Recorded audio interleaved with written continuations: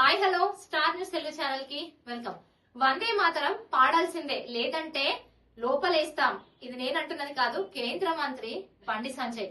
అసెంబ్లీలో వందే మాతరం ఆలపిస్తున్న సమయంలో ఎంఐఎం ఎమ్మెల్యేలు బయటకు వెళ్లిపోవటాన్ని కేంద్ర హోంశాఖ సహాయక మంత్రి బండి సంజయ్ తీవ్రంగా తప్పుపట్టారు. అయితే ఈ దేశంలో ఉండే వాళ్ళు ఎవరైనా సరే వందే మాత్రం పాడాల్సిందేనని కూడా అన్నారు. తాము అధికారంలోకి వస్తే దీనిని తప్పనిసరి చేస్తామని కూడా అన్నారు. అతిక్రమిస్తే కఠిన చర్యలు తీసుకుంటామని కూడా హెచ్చరించారు. మరి కరీంనగర్ లో ఏర్పాటు చేసిన మీడియా సమావేశంలో మాట్లాడిన ఆయన అసెంబ్లీలో ఎంఐఎం ఎమ్మెల్యేలు వ్యవహరించిన తీరుపైన నిప్పులైతే చెరిగారు.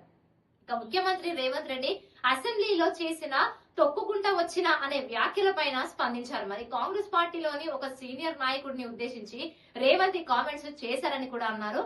కాంగ్రెస్ లోని ఒక కీలక నేత రహస్యంగా మరొక పార్టీతో సమావేశమైన నేపథ్యంలోనే సీఎం ఈ వ్యాఖ్యలు చేశారని కూడా పేర్కొన్నారు. అలాగే కేరళ ఎన్నికల ఖర్చుల కోసం కూడా తెలంగాణ నుంచి నిధులైతే తరలుతున్నాయని ఆరోపించారు. మరి ఆ బాధ్యతలను కూడా రాహుల్ రేవంత్ రెడ్డికి అప్పగించారని కూడా అన్నారు. రైతు సంక్షేమం పైన రాష్ట్ర ప్రభుత్వాన్ని కూడా ద్వంద్వం నీది అని బండి సంజయ్ అయితే విమర్శించారు. మరి ఎన్నికల సమయంలో ఇచ్చిన హామీ ప్రకారం రైతు కూలీలకు కౌలు రైతులకు సాయం ఎందుకు అందడం లేదని కూడా ప్రశ్నించారు. ఈ నెల 22న ఇస్తామన్న రైతు భరోసా సహా పెండింగ్ లో ఉన్న 5 వాయిదాలను కూడా వెంటనే చెల్లించాలని కూడా డిమాండ్ అయితే చేశారు.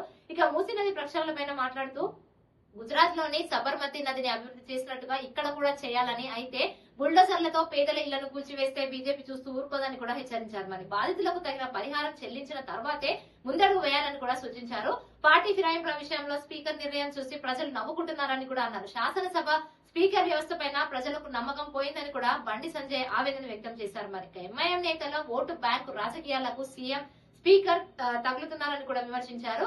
రాబోయే జీహెచ్ఎంసీ ఎన్నికలలో కూడా ఎంఐఎం అరాచకాలను ఎండగడతామని, అసదుద్దీన్ ఓవైసీ నడిపే విద్యా సంస్థల్లోనే ఉగ్రవాద మూలాల ఉన్నాయని కూడా సంచలన ఆరోపణలు అయితే చేశారు. మరి ఇక ప్రపంచ వ్యాప్తంగా ఉన్న హిందూ బంధువులందరికీ కూడా పరాభవ నామ సంవత్సర శుభాకాంక్షలు కూడా తెలిపారు.